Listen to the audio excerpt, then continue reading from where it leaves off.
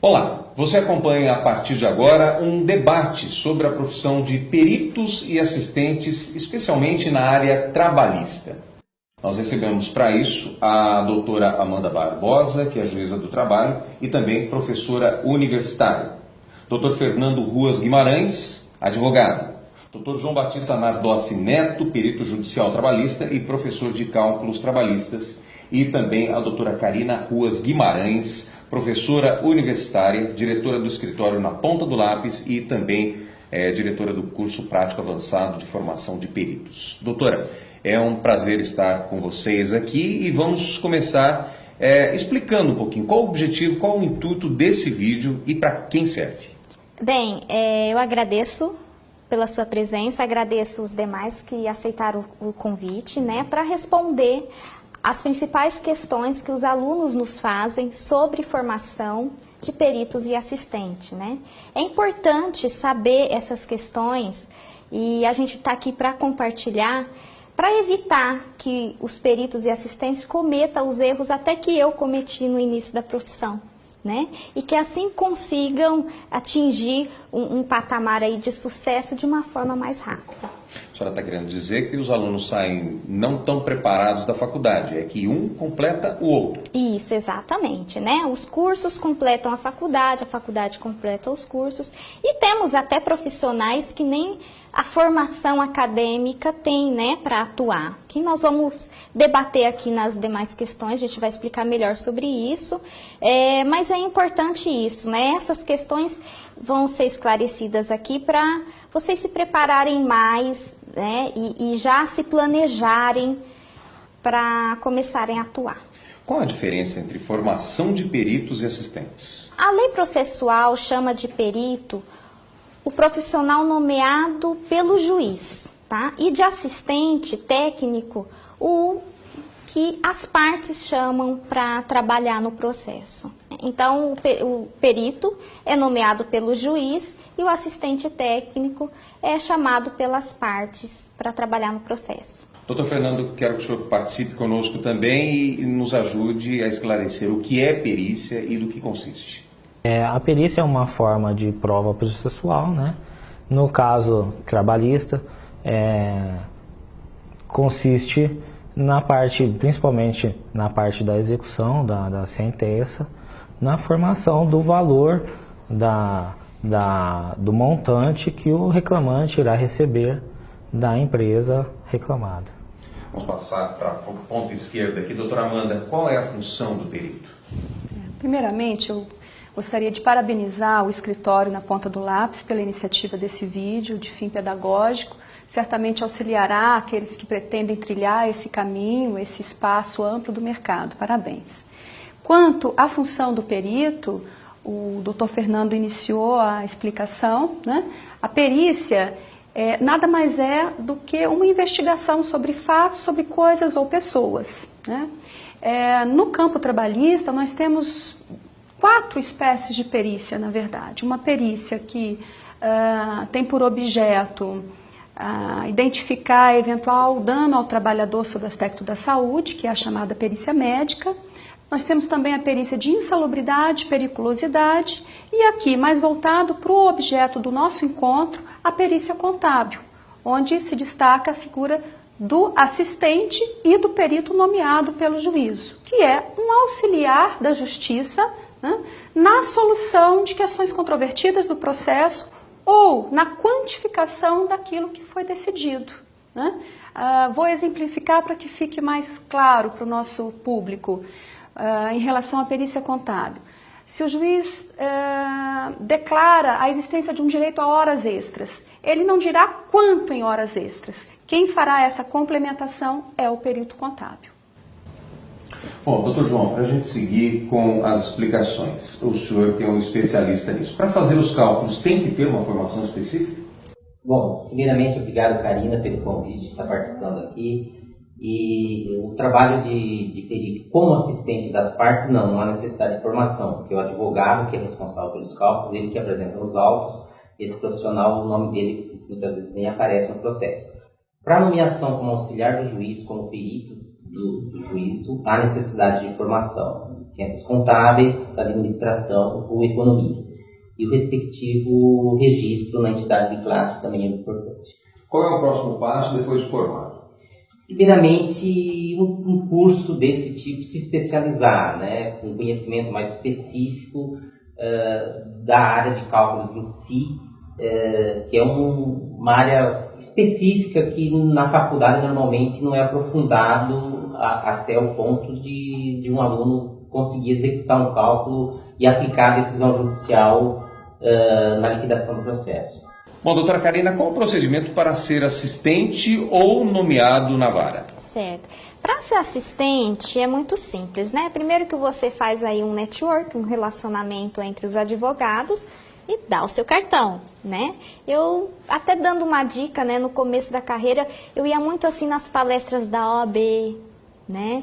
Fazia palestras lá, estava sempre no meio dos advogados, né? Embora eu tenha família também, é uma dica, né? Então, para ser assistente, basta você entrar em contato com os escritórios de advocacia. É bom ressaltar isso, porque às vezes os alunos pensam, eu vou ter que garimpar o cliente final, o autor, né? O reclamante. Não, você vai garimpar o advogado, né? E ele vai te mandar a demanda dele processual. Já para ser perito do juiz, como cada vara tem o seu procedimento, o que eu indico é, vai na vara, conversa com o diretor, né, lá do fórum, e ele vai te indicar qual a documentação. Eu indico assim, já vá com o seu currículo e antes vá lá no seu órgão correspondente, CRA, CRC, né, ou CREA, e já tira a sua certidão de perito para você estar habilitado, porque dependendo o escritório aí demora um pouquinho. Então vai com a certidão, vai com o currículo e dependendo a vara vai precisar só disso e dependendo da vara ele vai te pedir uma série de documentação. Bom, no início, para assistente, então, é válido lembrar que é bom ter um bom relacionamento, né, um network, e para a vara não tem jeito, para a vara tem que ser nomeado mesmo. Tem que ser nomeado, tem toda uma documentação, um critério. Tá, mas é válido que a pessoa tenha um bom ciclo aí de relacionamentos, de pessoas ligadas à área. Com certeza, né? Uma outra indicação assim que eu dou é, antes de iniciar esse relacionamento, se prepara, né? Como o João disse, sai da graduação, faça um curso primeiro, né? Porque ali no relacionamento com o advogado, ele vai te argumentar para ver se você tem um certo entendimento ou não. Não é tão simples assim, nem tão complexo executar uma liquidação de sentença. Mas ali, para você conseguir uma credibilidade com o advogado, você vai ter que demonstrar um certo entendimento específico do assunto, né? Bom, doutora Amanda, tem que ter quem o indique? O critério não é esse, não definitivamente. O que nós buscamos é a celeridade no processo. E para essa celeridade, além, é claro, de um acertamento correto do que foi decidido, o que a gente busca é capacitação, competência, né? Então, o que é necessário é realmente que esse profissional esteja habilitado a esse trabalho específico, bem como comprometido com esse ideal de justiça, comprometimento com aquilo que faz, né? Essa análise ela é feita constantemente pelos juízes nas suas nomeações, porque o perito é um auxiliar da justiça, né? Ele está previsto em lei como tal. Então, há toda uma regulamentação acerca dessa atividade, com previsão de impedimentos de atuação em algumas hipóteses específicas, com previsão de deveres funcionais. Na ausência de um corpo de profissionais próprio do tribunal, é esse auxiliar externo que executa uma função, uma atividade que tem um ônus público. Então, não é questão de indicação, é realmente de competência, de forma que, ao meu sentir, cursos, especializações como o que estão sendo oferecidos aqui pela Na Ponta do Lápis são, de fato, essenciais. É bom a gente deixar isso bem claro, né, bem esclarecido, porque muitas pessoas podem pensar ao contrário, né? Sim. E a pergunta foi do indique, né, da indicação, do famoso QI, né? Isso não existe. De forma alguma. Há um comprometimento com a celeridade do processo e com a efetividade dessa prestação jurisdicional. Então, o juiz não pode, nessa circunstância, né, trabalhar de uma forma não profissional. Isso não existe. A justiça de hoje ela requer segurança na tramitação dos seus processos, e profissionais habilitados são fundamentais para esse ideal de segurança na prestação jurisdicional. Doutora Amanda, continuando com a senhora, ainda qual a importância dos peritos? É bom que fique bem claro isso, como auxiliares da justiça serem experts. Olha, eu vou até fazer uma brincadeira agora, aproveitando. Quem vai para a área do direito, geralmente não se dá muito bem com números, não é mesmo? Minha opção por direito foi, não, matemática não pode cair no vestibular, né? Então, o perito contábil, ele vem trazer um requisito que falta para nós da área do direito, que é essa capacidade de transformar aquela declaração do direito em número, né? Que é um elemento exigível para a própria execução do julgado. A sentença de fato só passa a existir, é exequível, ou seja, exigível, após essa quantificação, que apenas o expert, o perito, tem condições de trazer aos autos com segurança. Ok. Doutor Fernando, qual a importância dos advogados entenderem essas contas, né? Que a gente está falando de matemática, a doutora acabou de falar em matemática. É importante que os advogados entendam? É importantíssimo, né? Como a doutora Amanda já citou, advogado normalmente já escolhe o direito, porque não é de exatas, tem uma dificuldade grande de interpretar números, né? E aí é importante que o advogado entenda, o magistrado também entenda os cálculos que são realizados pelos peritos e pelos assistentes, porque principalmente o advogado, ele vai utilizar esses cálculos para fazer as peças processuais, como a inicial, os embargos, para formar o valor que ele tem, que ele pode exigir da outra parte. Então é importante que ele entenda os cálculos realizados pelos peritos e assistentes. Doutora Amanda, o que vem a ser a liquidação de sentença? Essa é a denominação certa que se dá? Sim, é o termo correto, o termo técnico. Bem, a liquidação nada mais é do que essa quantificação daquilo que foi reconhecido como direito, né? Eu tenho que decodificar, transformar isso em números, para entrar nessa fase denominada execução, onde se busca o patrimônio para solver. Então, se eu digo, realizou tantas horas extras por tantos anos, é preciso uma apuração quantitativa desse direito reconhecido, né? Transformar em números, isso é a liquidação de sentença. Trocando em miúdos, é o fim da sentença.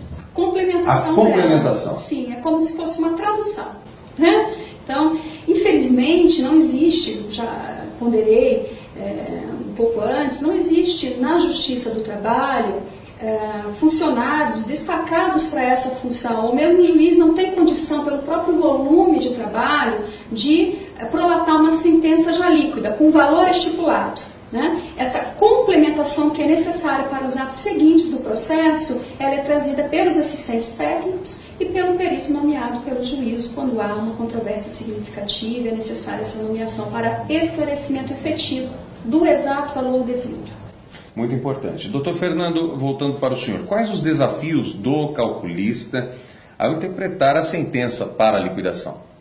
A grande dificuldade realmente é essa, é transformar as decisões dos magistrados, dos tribunais, em números, né?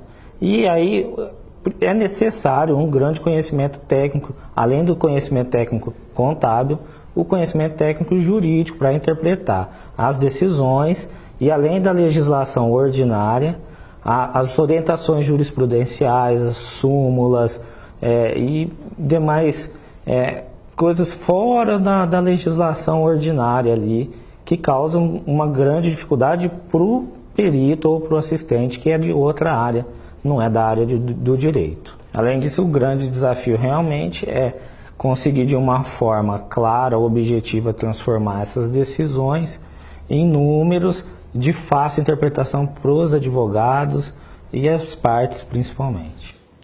Complementando isso, Jaime, nós temos lá, que ele disse, né, tem, além da CLT, da lei seca, que a gente chama, tem as súmulas e as OJs que foram destinadas recentemente, né, para cálculos. Então, o pessoal de departamento pessoal, às vezes, se sentem preparados, porque eu faço folha de pagamento. E não, tem que ter esse conhecimento jurídico, né? E não só vinculado também à graduação de Direito, porque na graduação de Direito, eu me lembro, nós não tivemos essa parte de cálculos, né? Por isso que é importante, por isso que eu montei todo esse curso para compartilhar isso, né? O tanto que eu sofri para conseguir unificar, né, esse conhecimento, né? Então, por exemplo, tem uma súmula 85 lá, que é uma súmula super recente, super complexa de interpretar e de liquidar. Voltando ao Dr. João, qual o diferencial de um perito? Existe diferença? Acho que o diferencial é conseguir elaborar um laudo que reduza ao máximo a possibilidade de impugnação. O perito cabe interpretar e transformar em números com exatidão a decisão judicial, né? Foi decidido nos autos, as decisões transitadas em julgado, transformar isso em números de acordo com os documentos que constam nos autos, as normas, as convenções, e sem margem que fuja daquilo que o juiz determinou e que foi a decisão embasada.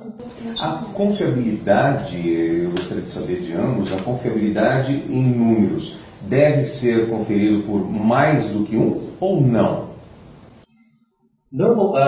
É conferido pelas partes. Quando eu falei de eliminar impugnações, as partes vão contestar o laudo do perito, né? Normalmente o advogado reclamante sempre busca interpretações que aumentem o valor, o da reclamada interpretações que reduzem o valor. Aí entra aquela história que o Fernando falou, Perfeito. que o advogado deve conhecer um pouco de números. Sim, conhecer ou ter um assistente que o auxilie nessa funcionalidade, ajudando ele nessa parte em que ele vai conferir a exatidão no cálculo do perito. E ao perito, quanto mais ele conseguir reduzir essa possibilidade de impugnação, porque o trabalho dele tá ótimo. Doutora Amanda? Esse é de fato o perito que estamos todos procurando, viu? É isso realmente que nós queremos. Porque quanto mais impugnação, mais prolongamento da solução do processo, né? Que é exatamente o que buscamos evitar. É difícil encontrar esse perito? Olha, às vezes a gente demora a achar de fato, porque é um profissional que tem que ser também da confiança do juiz. Há outros aspectos, além dessa capacitação técnica, a idoneidade, né? Tudo isso é um conjunto que faz o perito se estabelecer no mercado, tá? Mas, felizmente, com a propagação, né, dessa profissionalização, nós temos sentido uma melhora nesse mercado de trabalho. E espero que com essas iniciativas ainda mais, porque o campo de trabalho é muito extenso, né? Então, acredito que realmente haverá uma crescente nesse sentido. Bom, doutora Karina, vemos aquelas sentenças grandes, cheios de verbas e detalhes, e como fazer de forma prática, rápida, fácil. Isso que é a chave da questão. Nesses 5 anos eu formatei uma planilha e essa planilha eu disponibilizo no curso para os alunos. Não adianta querer ganhar de presente que não vai entender ela, porque ela tem 60 abas simplesmente. Então o curso é para isso, também para entender essa planilha. E a questão é o seguinte, quando eu comecei, eu sempre falo isso para os alunos, tinha uma sentença lá dessas de 15 laudas, né, de 15 páginas, e eu fazia ela em 3 dias. Essa mesma sentença eu dou no curso e a gente faz ela em 4 horas. Então, o diferencial é a gente conseguir garantir um ganho bom, né? Então, a gente cobra um certo valor e consegue acertar esses números, né, de forma que não haja impugnação e com uma ferramenta dessa, uma planilha formatada para isso.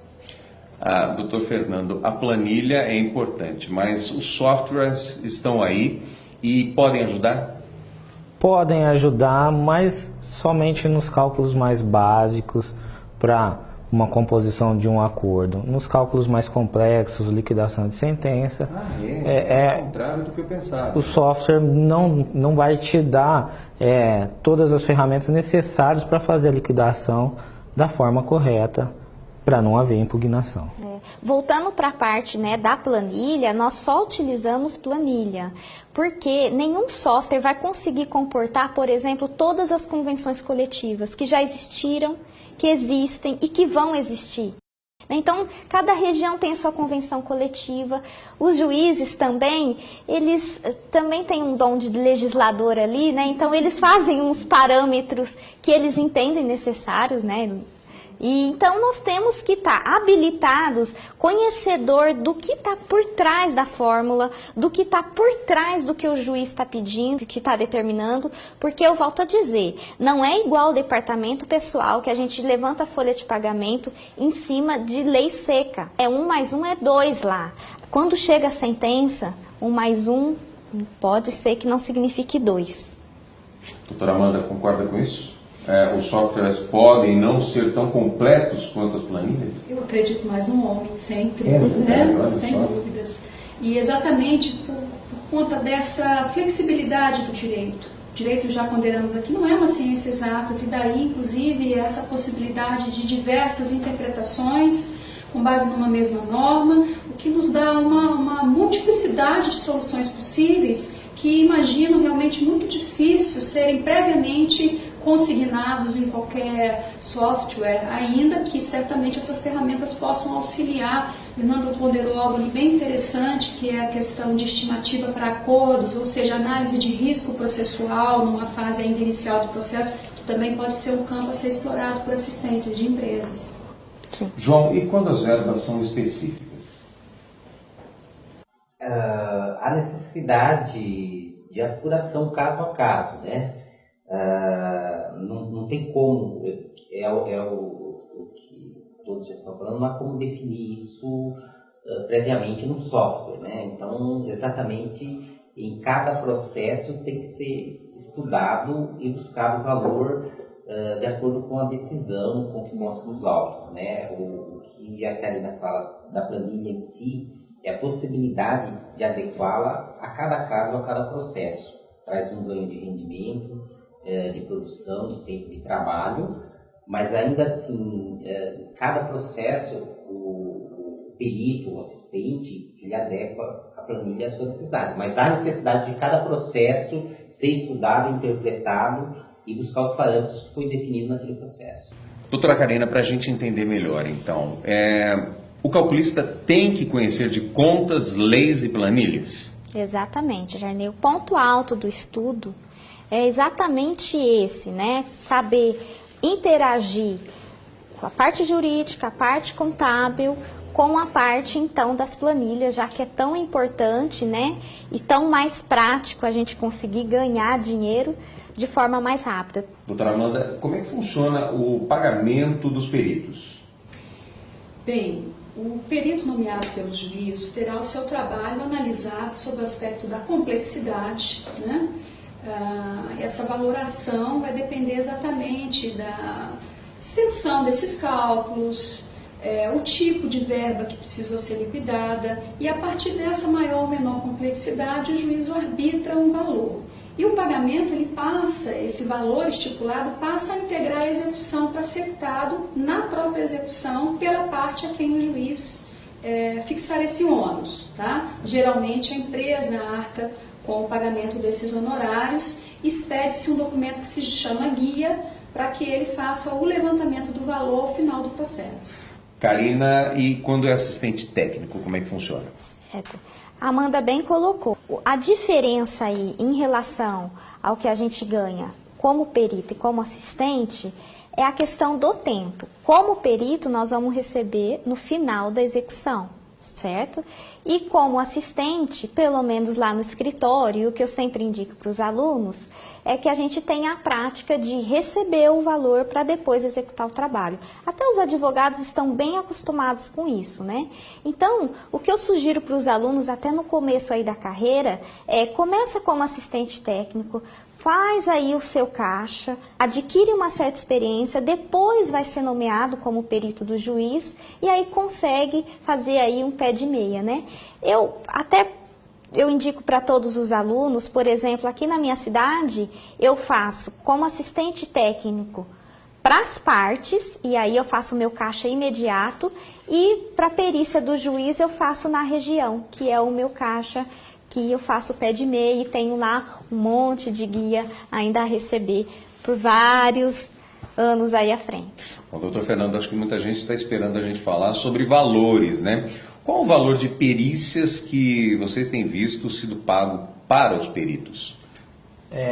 Depende, como a doutora Amanda já citou, depende da complexidade do cálculo, da comarca, da vara, vai determinar o valor que vai ser pago para o perito. Mas é em torno de 800 até 4 mil reais. João, concorda com esses valores? Concordo. Estão dentro? Dentro de um parâmetro mais ou menos esse, de acordo com a complexidade. Existem autos que muitas vezes tem mais de 50, 60 reclamantes, pode até chegar a 7, 8 mil reais, já tive casos assim, né? Mas alguns processos em que o volume de trabalho é muito grande, mas o normal, o base, é isso que o doutor Fernando falou. Enquanto assistentes também, Karina. Assistente, a gente dá uma alterada aí no valor, até porque se você imaginar, né, a gente também tem que pensar no ponto de vista de mercado, né, de demanda. Enquanto assistente, por exemplo, o advogado vai acionar o reclamante, né, para pagar para a gente, e ele tem que ter esse valor ali imediato. Então, de praxe, o mercado funciona assim. Nós, como assistente técnica, a gente dá uma relaxada nesse valor aí. Mas sai de um salário mínimo, que é já um bom valor. Como é feito esse pagamento? Aí, como assistente, à vista, antecede o trabalho, né? Você recebe e depois executa o cálculo. João, quais as vantagens no dia a dia em ser perito ou assistente?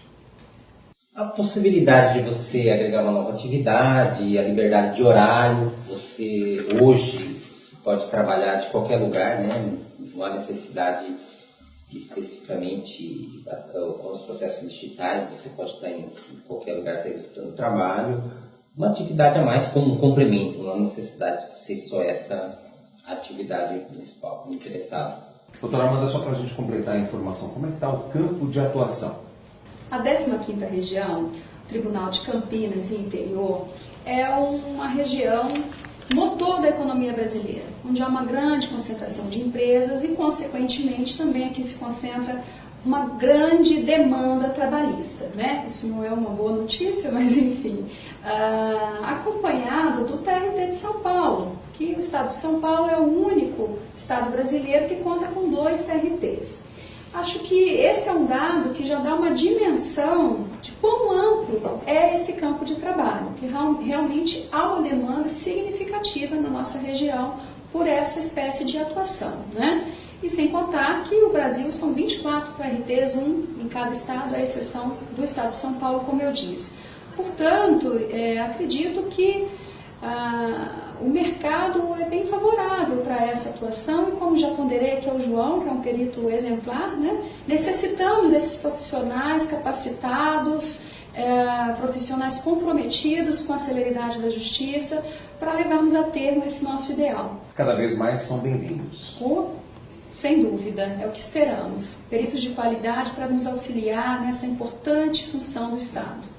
Complementando, né, tudo que a gente disse, tem muitos contadores no mercado, né? Tem muito contador querendo ser perito, mas olha só como vem uma visão do juiz, né? O juiz, ele está preocupado, e a justiça está preocupada em saber qual é o expert, né, no assunto, né? Isso que é necessário.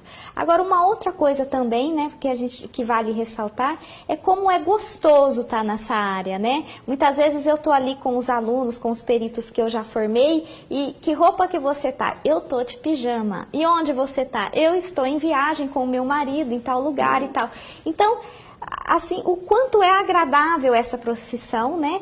Por essa flexibilidade de horário que a gente tem, por poder estar em qualquer lugar agora com o processo digital, por precisar somente de um notebook, né, para estar executando essa formação, e o quanto é atrativo, né? Então, assim, eu fico suspeita a dizer, mas para mulher, para homem, né, para quem tem aí a visão analítica da coisa, é uma profissão a se fazer feliz. Há flexibilidade e é rentável. Isso, exatamente, perfeito. Ok. Bom, falando um pouco agora sobre o curso prático de cálculos. Ele está fundamentado nas matérias avançadas, essenciais ao profissional contábil, envolvendo as diversas áreas do conhecimento técnico, com forte vinculação ao direito, interpretação textual e de funções avançadas de planilhas. Karina, qual o total da carga horária do curso? Certo. O total da carga horária é 60 horas, tá? É um curso extenso, né? Até para a gente conseguir garimpar nessa o tão complexo que é liquidar a sentença. E qual é o método usado nas aulas? Tá, as aulas são práticas, né? Então você vem com o notebook, com o Excel instalado, são de formas avançadas e práticas, né? Quais serão os assuntos abordados?